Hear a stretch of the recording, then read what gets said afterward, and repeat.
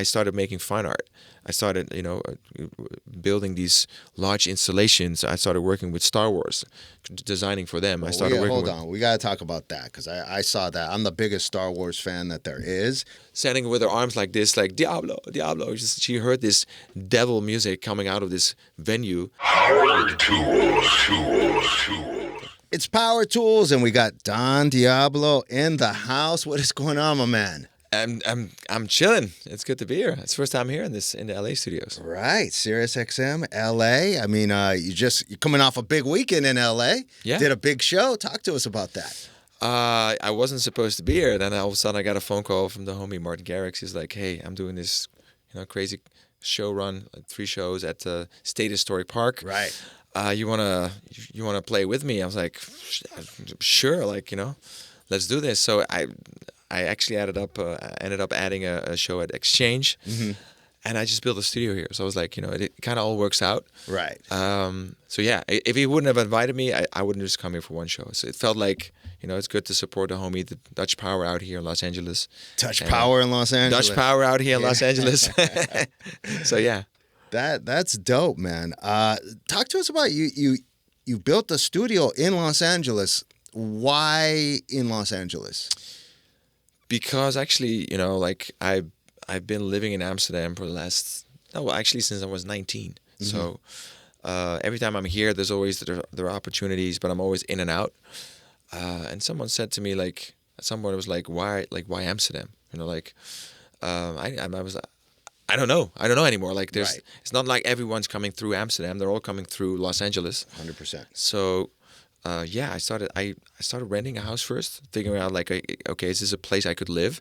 Because it does feel like, it doesn't feel like a real place out here sometimes. Right. So I rented a place for a couple of months, and then I was like, okay, I do actually kind of like it here. I like the people here mostly. Then the house next door to mine, Aaron Paul's place, became available. And I knew that the house had such a nice history. I knew Brad Pitt used to live there. It's just a beautiful house with such a nice story. And it felt like if I can get this house, I'm going to get it. I'm going to build a studio there, and I'm going to, spend more time here. Okay. Nice. And do you because LA, there's a lot of, I would say, more opportunities to collaborate with writers and stuff like that. Yeah. And you like those vibes. I do, yeah. I've been in the studio with writers, but mostly also artists, Right. I think getting great writers is never a problem. Also, I work a lot by myself, but I think the main thing has been to get the big artists in. Right. To get the featurings. I think that the first thing I did, I went in the studio with a very big artist here, who hopefully I can tell more about soon, but that was one of the first things for me. I sometimes get a little bit shy in these sessions because I have my own way of working when I produce, and you don't know. It's not always. It's it could be a little daunting for other people, or I believe in happy accidents, right? Which you have to allow a certain vibe to be in the studio where you feel free to just experiment, right? So I hadn't done sessions in a long time, and then somebody's like, "You want to go in the studio with this artist?" I was like, "It's an opportunity I can't pass on," but I didn't know what to expect. We talked about life, about shrooms, about fashion, about art, and then after 4 or 5 hours, we actually started writing music, and it was just him and me, and a really big artist. We connected in such a personal level. I was like, okay, this would never have happened if I wasn't in LA for a longer time. Right. Because it was a sort of a spontaneous situation. And I think that was always the case. When I came to LA before, it was like, I'm here for a couple of days. Can we do a session? Right. Now it's like, I'm here. I have a place. I have a studio. You could be more relaxed. You could take your time. You're not forcing everything into those 2-hour sessions. Exactly. And I have my own place. Right. It's my own studio that I built myself. And it's a different story. That's amazing. Now, you've done some big collabs with MK, Jamiroquai, Major Lazer, Nelly Furtado. That's all just in 1 month. Right. I kid you not. Really? That's crazy. That's crazy. From being in LA, right? You've had many number ones on Beatport. Your new single, The Devil Works Hard, is ridiculous. Thank you. Sweat It Out. But let's go back to the beginning of Don Diablo. And I want to know, When was that moment that you connected with dance music, where you fell in love with that? What was that moment for you? Well, it was actually my father. You know, he came back. 'Cause I used to. I'm a rock guy. You know, I used to listen to a lot of rock bands. Then I started listening to hip hop. What rock bands? Metallica. Rage Against the Machine. Okay, Rage Against the Machine, nice. Metallica for sure. Right. Yeah, like all the sort of that era. And also the music I grew up with from my father, like Roxy music. Actually, I was named after Captain Beefheart, Don Van Fleet. He's an American avant-garde artist. He used to be in a band with Frank Zappa. Like the whole avant-garde movement. They used to make an album where they went into a studio. They didn't rehearse. They didn't write it. They just went in and they experimented, and that's what they did. You know, it was all very experimental. My father, you know, he was such a fan of Captain Beefheart, Don Van Fleet, that he named me after him. And so I grew up with all of that, and then all of a sudden he came back with this sort of cassette tape with a smiley on it, and he was sitting in the car. My mom was like, "Can you get your dad? We're having dinner." He's been sitting in that car for 30 minutes. So I walked to the car. I just heard. I sat next to him, and we didn't speak. I just looked at the cassette tape. The cover had this smiley on it. I just sat down to him, next to him. And we got lost together. You know, we sat there for another 20 minutes, like we didn't speak, we didn't look at each other. I was like, "What is this music?" You know, and my mom was like, "Are we not having dinner? What's going on here?" So that was the moment I really got lost. I was like, "Wow, what is it?" And I wanted to be in a band. I grew up in a small village, but there was no one to be in a band with. There was no one who really wanted to make music like professionally. So I found out, like, I bought a computer, and I was like, "Well, there's all this stuff you can do with a computer. You can be your own band," and that's kind of how I fell in love with it. That cassette, what was the music on the cassette? It just said like acid. So it was acid house. It was an acid house. Yeah, acid, yeah. Okay. So, and my father, like, he's always been on the forefront of discovering new things, and that's kind of like, I was like, if my father approves, you know, that's kind of.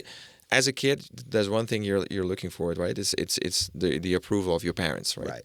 So for me, that's been a big part of my journey. Starting out as Don Diablo I was trying to be like super avant-garde. Like the first 15 years of my career of music making, I was just doing all kinds of weird stuff. Until at some point, someone said, you know, like a song has a chorus. There's stuff that you can repeat. Right. You know, there's a way to make music. I was like, oh shit, I forgot. Like I'm just experimenting. You know, that's kind of how I grew up. Now you had your first like placement or release when you were like 13 years old, right? Yeah, that's right. That's crazy. How did that happen? I started out filming local events, and I bought a camera, and I wanted to be a director. So at some point, I started. That's when I was 11, I guess, and these companies and events would hire me to just shoot their events, and I would. At 11 years old. At 11 years old, I had a little company, and then at some point, there was a scene that needed sound design and music, and there was no internet, so I was like, I'll just buy some stuff, figure out if I can do it myself, and then it became more fun for me. I was like 12 years old, and I started making something that one could call, I guess, a song. Mm-hmm. A friend of mine sent it to a record label, and I got a call the other day. I was like, "Hey, is this Don Schipper? You know, from Koevoorden, the village? Yeah, we're interested in releasing this record." I'm like, "Okay, well, why not?" So I never wanted to be a DJ. I never wanted to be a producer. I wanted to go into film. I just wanted to do cool experimental stuff. And yeah, well, here I am 30 years later. And then you had your first kind of radio hit when you were 15? Yes. I mean, how does this happen to a 15-year-old? It all went through. So I never my first shows. Actually, so a lot of my first success came from abroad. I think I was 14, and I was still in school. Right, I was flying to Tokyo on the weekends, and then to New York, and doing these shows. And when I was 15, I had a record that blew up in the UK, thanks to the BBC and Judge Jules, and all the radio stations started playing it. It became one of the most played records of that year. It ended up on this big compilation. What song was that? It's a record called Casa del Diablo. Okay. It's a horrible. Love the title. I mean, I think I had like 15 different monikers and aliases. So I started out producing for other people mostly. Right. Because there was this company, they discovered me, and they put me in this little sort of dark a room, much like this, a dark room with just lights. I didn't know that it was daylight or not. Right. And they had me producing for other people. So I was producing anything from rock to to techno, to hardstyle, to gabber, to trance for other people. And then in between, every now and then, I was allowed to release one of my own records. So that's kind of how I started. And funnily enough, I had no idea until somebody told me, like, you sold like tens of thousands of vinyls of this record. But this was like maybe a year or two later, right? So there was no contact with the outside world for me. Oh, so you didn't know how good it was doing. I had no idea until someone, I think Judge Jules, told me, like, hey, this is a big record. It's ended up on this compilation, biggest dance records of the decade. I was like, what? I had no idea. So I didn't even receive any statements or royalties or money from it ever. So I think the first 100 records I released, I never got any money from it. No That's statements, crazy. no like, until my mom said, you know what, like, are you supposed to get like some paperwork or like? I said, well, listen, I got this contract and they gave me 3,000 euros or guild, whatever it was back then, and they gave me money to make music. It was insane. Like, wow. It's just like, well, you put out like almost 100 records. They keep sending us these vinyls and CDs. Every morning I would wake up and the mailman would ring, and my mom's like, here's another package. And I had, my whole room was just filled with like stuff that I was making for other people. She's like, shouldn't you be making more money? I was like, I just made 3,000. Right. Come on. That's all. You're just the fact that you're getting paid to produce, to do this. Yes. I'm 14, 15 years old. I'm just and at some point I was like, let me just put on an event in my hometown, and I started making money from that. Like, there would be 1,000 people coming in, 1,500 people. I had my mom at the door, my brother was the bouncer. We just had like cash money just rolling in, and I was able to buy all this equipment. And at this point, are you DJing at this point? Yeah, so I mean, I nobody wanted to book me, obviously, so I put myself on the lineup. Nice. And when the music started picking up, all the promoters started noticing, and I started getting more books, but never in my own country. I think it took like maybe 5 years before I had shows in my own country. I started out mostly in Asia, and then I had my breakthrough in the UK. So I got a residency in this place called Leicester at this club called Passion. And I just used to go there every week or every bi-weekly. I had a residency there. And at some point someone said, who's this guy from the Netherlands that just, is constantly in the UK? And that's kind of when, I started to develop a little bit of a name in my own country. But that took many years. Now, you were kind of, obviously you're starting young, but you really, as Don Diablo, I think really started kind of making a name for yourself during the blog era. Yeah. Like really doing edits and doing different things like that. Talk to us about how important the blog era was for you.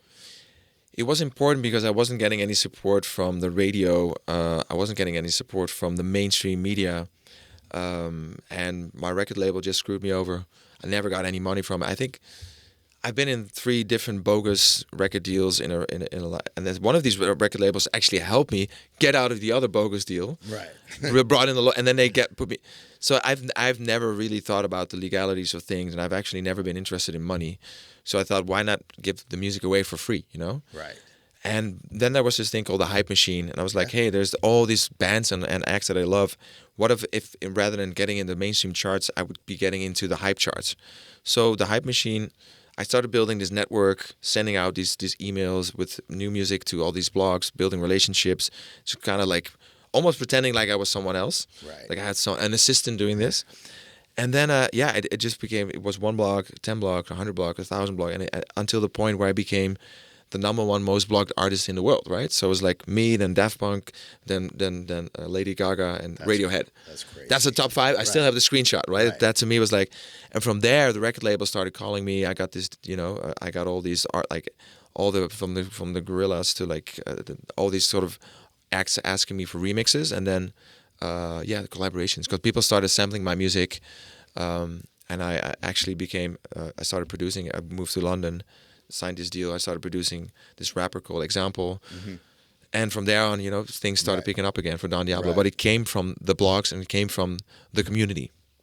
What I love is that you've had 2 things where you basically got your hustle on. It was like you doing it like DIY, you throwing your own parties, you putting out your own edits. That's amazing. And I think in like maybe and I might be wrong, but in 2014 you dropped Anytime, and that was like a huge song for us on Powertools. Was that a big moment in your career where I think it kind of put you on the map with everybody?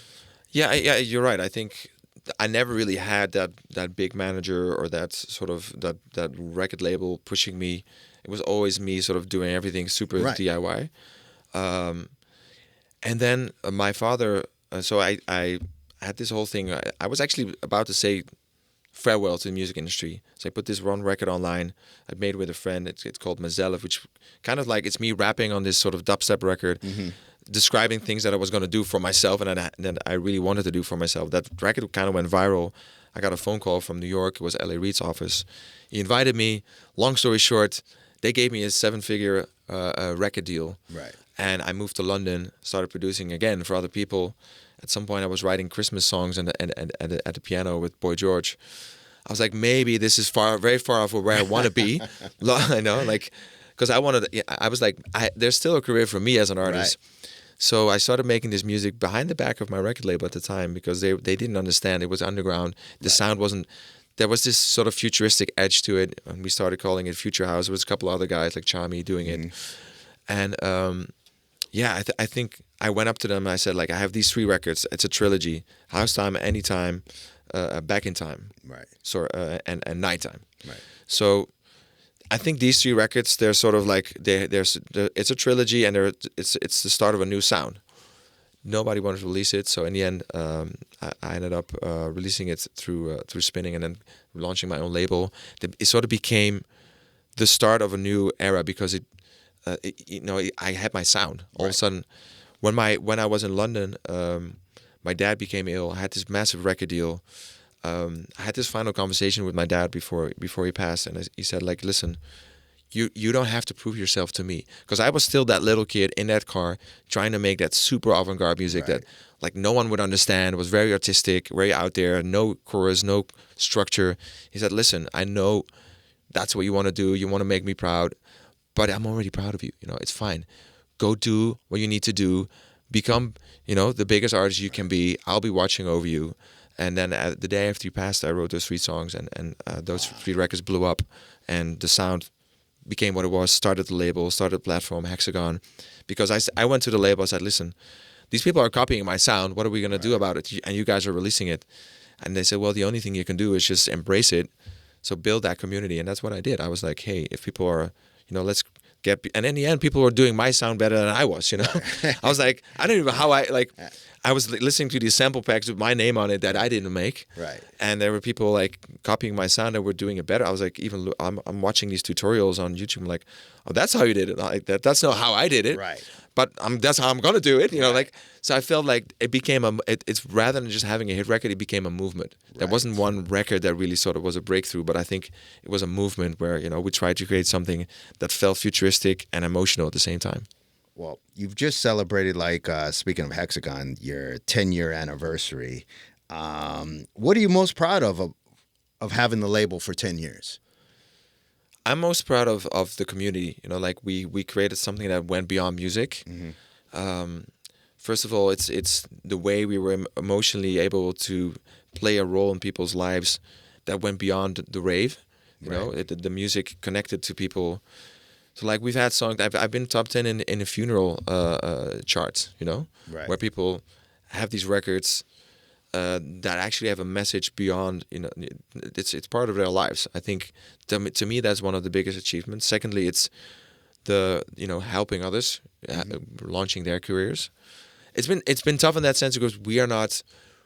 It's a very artist-driven label, which means we've always given 50% to the artist, because obviously my background. Of course, you want to give the deal that you wish you had. Exactly, which also means we never signed people in these contracts. We always said we'll sign a single and a single and a single. If there's another label, if there's something out there for you that feels better, that feels bigger, go ahead. Otherwise, we'll always be here, and we're here to help you out. I'm not here to. I have my own career. That Hexagon was never intended to make a lot of money or to put people in strangle contracts. It's really out there to help new talent. So I think that was one thing. And the other thing, like the company in itself became like, I started making fine art. I started, building these large installations. I started working with Star Wars, designing for them. I started working. Hold on, we got to talk about that because I saw that. I'm the biggest Star Wars fan that there is, and I was like, how the does a DJ get a deal to do a drop with Star Wars? How does that happen? Honestly, I think it comes from my background of just like I've always like, whether it's directing music videos or designing the clothing or making the art and the sleeves myself. It's always been about the whole picture. Right. It's not just about the music, right? So for me, it's always been about world building. And at some point, I think I posted something on my social where I was holding a lightsaber. And then Disney was like, that picture went viral, and they were like, who's this guy? May the 4th be with you, Don Diablo, what's going on? So it invited me to the head office in London to talk. And I told them, like, hey, I don't want to remix, the Star Wars anthem, because Right. no one can do that. Right. But I have an idea. And they were like, it's just a DJ from the Netherlands, or he's going to design, a clothing line for Star Wars for us. We don't work with individuals, we work with companies. We have licenses. Right. But I just went in anyway, and I presented it to them. They loved it, and 1 month later, we had the line in stores, and it was crazy. We launched it. There were like thousands of people on the street scrambling, and there was like a 4-hour line. Right.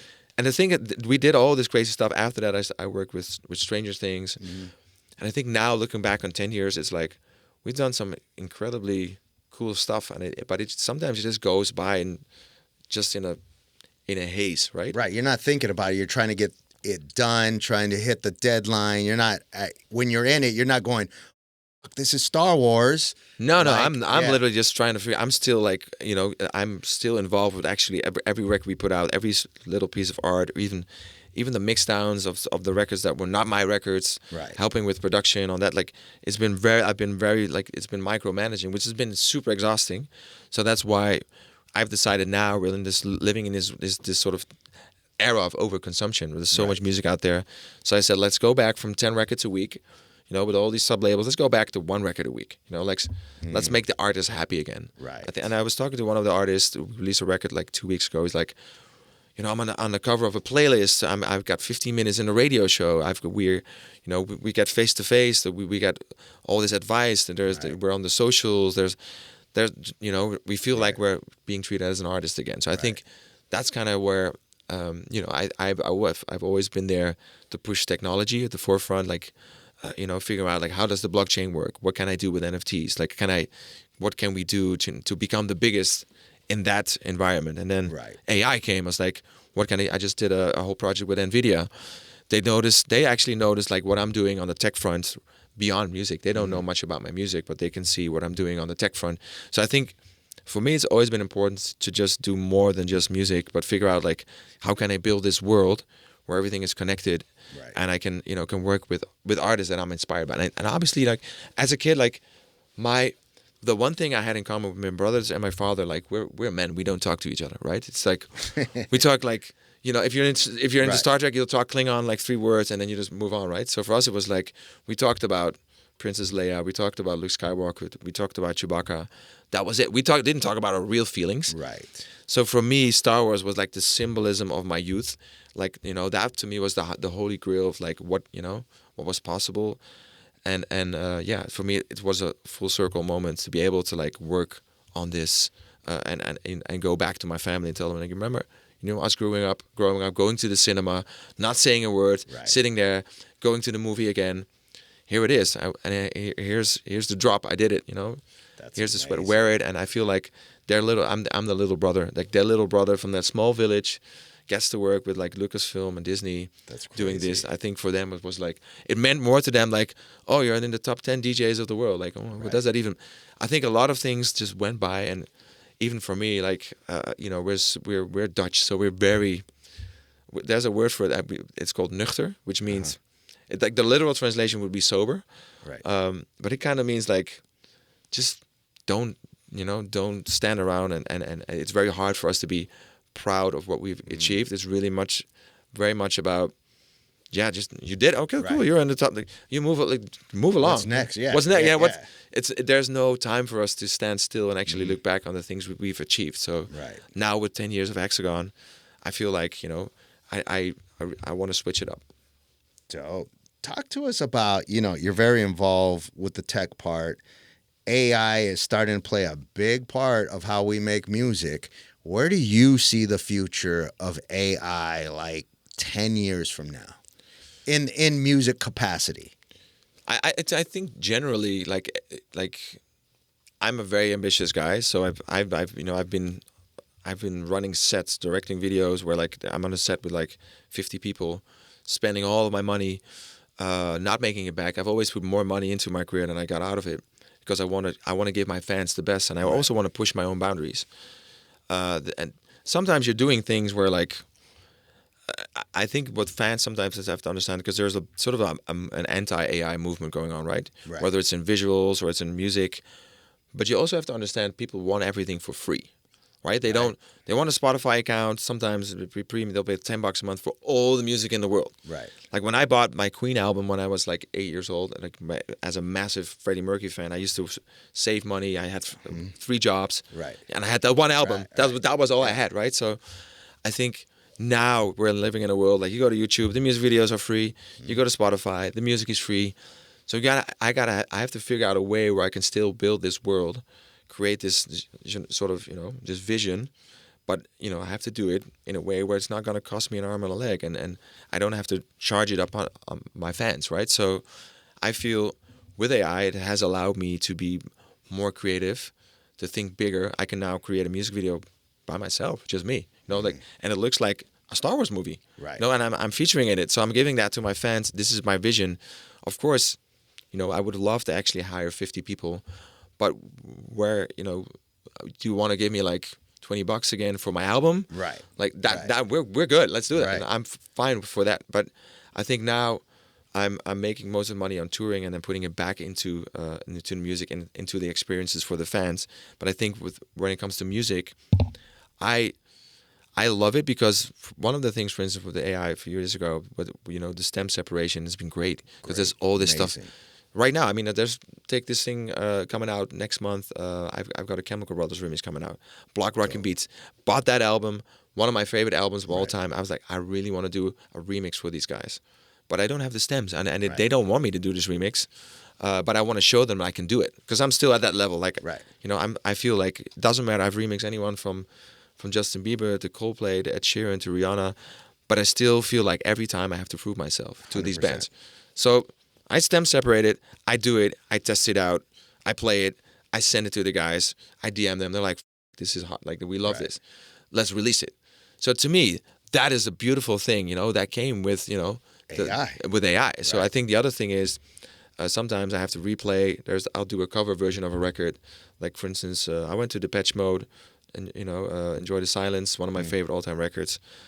I have to make, I got their permission. They're like, oh, cool, you just need to replay it. Right. And it's such an amazing, with technology, you can do this now. Right. It's a lot easier rather than me trying to find someone that sounds like, like the original singer. There's so much more I can do and things that I can give to fans. And even like songwriting, there's so much opportunity. But I think the main thing is, you're not going to go out there and prompt a song, put it out on Spotify, and pretend like it's your song. I think that's a whole nother level. Right. I think. Speak to Timberland about that. No, I'm trying. I know. I mean, yeah. I mean, I think I know. I think he's still they still. What you do is you use a part. It's like an instrument. Right. You have to use AI like an instrument. The name Diablo came from this documentary where I saw this older lady. She was in front of a club. I think somewhere at the end of the early 90s, just yelling, standing with her arms like this, like Diablo, Diablo. She heard this devil music coming out of this venue that sounded like, it was electronic music, right? But to her, it was demonic music, satanic, devil music. Electronic music, dance music it came from technology. People were like, yeah, this is not music. You need to have a guitar, you need to have a piano. So that's kind of how I started my career. It was already like, I saw that lady, I was like, that's cool. Diablo. I'm going to take that because, I think this electronic music thing, this dance music thing that was doomed and everybody was against, it's here to stay. I think this dates back to like when we started recording music. Everyone was like, oh shit, this is the end of live music. We're putting music on a vinyl. Right. And we now no longer have to go to I think we have to let go of the fear. We have to embrace it. We have to. I think it will allow people that don't have the financial means or that are less fortunate to be than some of us to actually be creative, to have an opportunity. So I feel like yes, there are a lot of negative things. We can't steal music from and use that as sort of a source material without permission. But on the bright side, there are so many things that we can do, and it will empower so many people that don't have the financial means to actually make music, to actually be creative and make music. So I feel it's going to be a more even playing field. Right. Speaking of Diablo, your new single, "The Devil Works Hard." It's autobiographical, right. But the DJ works harder. Right. But the DJ works harder. It's on Sweat It Out. It's fire. We're renting it here on Powertools. The collab is with Seba. Is that how you say the name? Seba. Talk to us about the inspiration of that tune, because it kind of goes full circle for you. I feel like mostly that tune is part of something, a whole narrative that I've laid out for myself for this year, which means returning to the dance floor. Right. I think the thing is, you start out with something, everybody's like, nobody knows who you are. Then there's this movement, people start to get to know you, they're excited. Then all of a sudden, you're the hyped guy. Right. Then you get big, then people start turning, they're like, everybody knows this guy now, so I'm not. I don't like him. He's not. Because you're always trying to. There's always that group of people that want to find you on the blogs, on the hype machine, and they want to discover you. So at some point, you don't want to like something that a lot of people like. So you go full circle, and then so all of a sudden I'm in climbing the ladder. I'm in the DJ Mag top 10, and there's all this. I'm playing the main stages with all of the top guys. I am one of the top guys. Right. I don't see it like that, but I'm in this movie where I'm playing this actor. I'm playing this guy called Don Diablo, and I'm DJing, and I'm like, I now need to make music that corresponds with that. I need to have these anthems that I can play out to 40,000 people. Right. So I think everything just shifts, and you're just your role as an actor playing in this life. I think we're all like we all have to have a role that we're playing, and sometimes you get a new role. Now I went back after 10 years of Hexagon. I'm like, I need to figure out music where people listen to it and they just don't want to go out. Right. It's not just I've always been making electronic music, but I also love rock music. I love hip hop music. I love jazz. Like I love music. So I think a lot of people are always like, what is your sound? What do you do? I've kind of narrowed it down. It's futuristic dance music. That's kind of what I do. Mm-hmm. So it's not like one song is a polka record, and then the next one will be an experimental jazz record, and then the third one will be a classical record. This is already niche for me. Right. So now I'm going, maybe I should go a little bit more niche to making all these records that I can play out in my set without having to go on the mic and announce this is my new record, getting people excited. I want other DJs to be able to play it again in their sets. Right.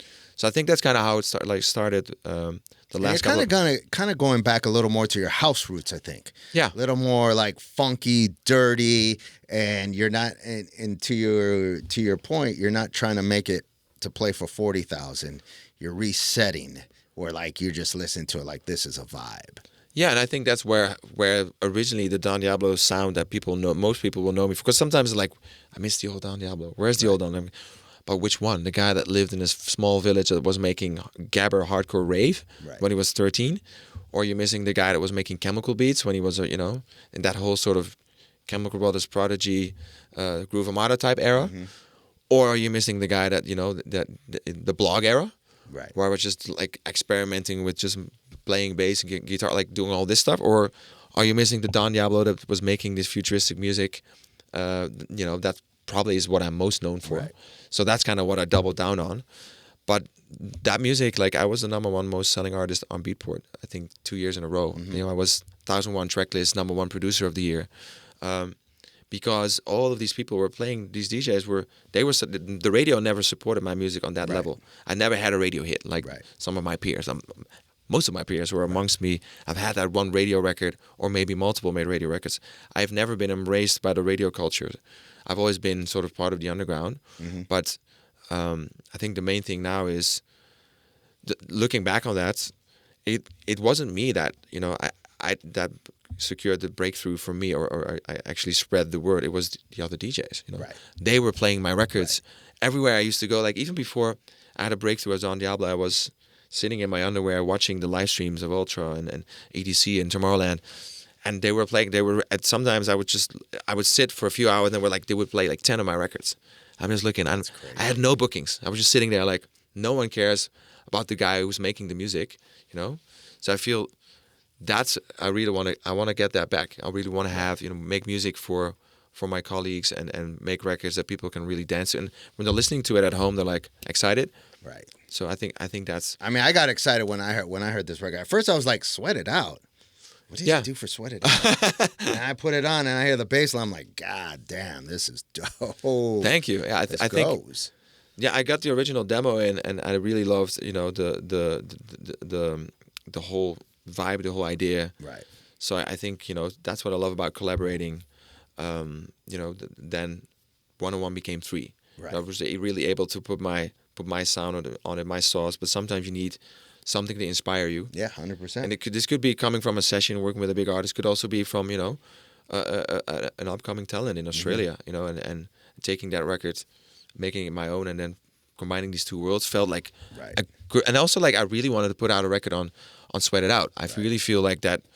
It's one of my favorite labels. And I feel that's kind of gonna be my goal as well, putting out some records on other labels. And at the same time, Don Diablo will be. It's like very clear. You go in, he's gonna play futuristic sounding house music. Right. That's why I was able to do that, because I've always had that urge to experiment with music.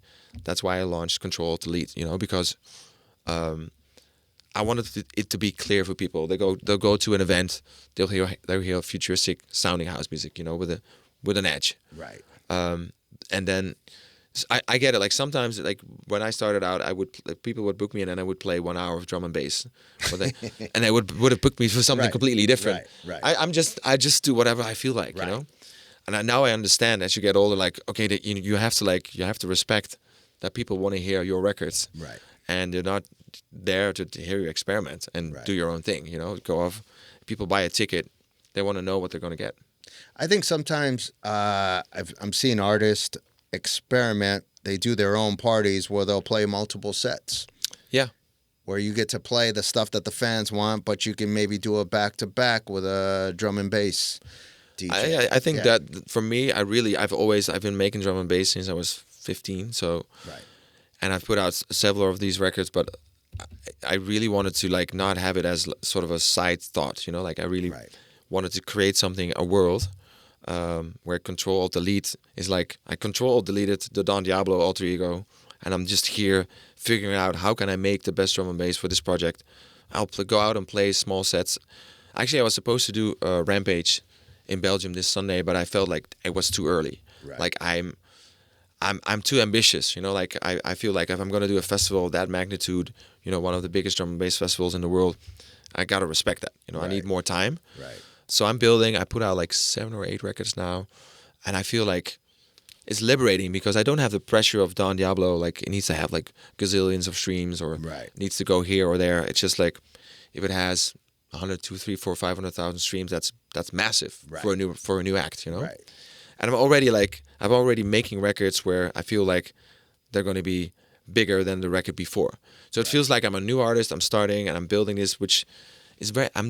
I just like innovating and starting from scratch every single time, which to the great sort of despair of my team. They're like, why are you doing that? Why would you start a whole new project and drum and bass? Like it's so niche. Like because there's only one simple answer. I fucking love making music. Right. I fucking love making art, and I just love being creative. And I think I'm gonna be gone. I always like from that last conversation with my father. I really realized the value of time, and I realized that. Your time is very limited on this planet. I want to leave something. I want to inspire kids, and I want to, when my last breath on this planet will evaporate. I want to have this sort of moment to myself, like, hey, I gave it all. I gave it, and I wasn't thinking about money. I wasn't thinking about ego. I was just thinking about, creating and leaving something there to hopefully inspire someone else. That's awesome, man. So what does Don Diablo have cooking for the next for the rest of 2025? You have obviously the Chemical Brothers. I'm sure a bunch of releases. Any big collabs you could tell us that is going to be happening this year? I just came off the Nelly Furtado one, right? Actually, with one of my. So that was sort of like a trilogy because I went and did these versions of this Justin Timberlake record. It's actually back then the Way Our Timberland. So I basically went in on got all of their approvals from Timberland and Timberlake, and then Nelly obviously actually having on the record was even better. Right. So kind of I went through this little phase, and one of the bands that was top of the list to figure out like is this something I can do was a band called Fleetwood Mac. Oh yeah, of course. You know. Yeah. So I grew up with this band. I was like, is there like I know they've never collaborated on an electronic music record, or they've never had anyone remix their music, but through some miracle, I actually got it approved, and there's a record coming out. Nice. After the summer. Okay. So to me, that's probably one of the biggest things I've done. Huge. Fleetwood Mac, Don Diablo. Right. And there's actually, so I'm working on a whole album actually. So we got an album coming. Yeah. All right, nice. And there's going to be records on that, like there'll be like that are going to be more personal, which means, there's an intro where you hear me singing, but it's like me singing to my girlfriend, like, and it'll be like the last record of the album will be these voice notes that I created for my father, when he passed away, me just talking to him still, even though he's no longer there. So I feel like we've gone to this point like we're just talking about singles, and I got to figure out like, I got to keep my monthly listeners up. I got to do this. I got to do that. So now I'm going full circle. I'm back at it like, no, well, I have fans and they're expecting something from me. They expect me to bare my soul. Right. And that's the only reason you have fans. You don't have fans because you have monthly listeners or, you have people tuning into shows. You have fans because you're exposing yourself, you're being vulnerable, and you're giving something of you to the world that feels, scary. And that's what that's going to be my aim for this year. So next year, I can finish building this live show that's going to be more than me just DJing and visuals. It'll merge everything I've done from the world of art to the world of fashion to the world of music into one show. That feels personal. Right. It feels technical, and it feels exciting, and it feels boundary pushing. But it's been in the works for a long time. But I'm not sure how long it will take me. Hopefully next summer, I can take it, like do some first test runs with it. But that's the goal for now. Nice. Well, it's awesome having you on Powertools, man. Everything you're doing. I love the world that you're creating. I think it's amazing how you're not just thinking about music, but how everything fits in to each other. And we're looking forward to the album, man. Thank you very much. Thank you for having me. Thank you for the great questions, by the way. This actually allowed me to create my own timeline. It's like when you have you get one question and then it starts, triggering the whole thing in the back of your brain, and then you get to the other one, and then you're like, oh, this actually kind of like, got me thinking. Right, there you go. Awesome. Love that. Thank you so much. Power tools.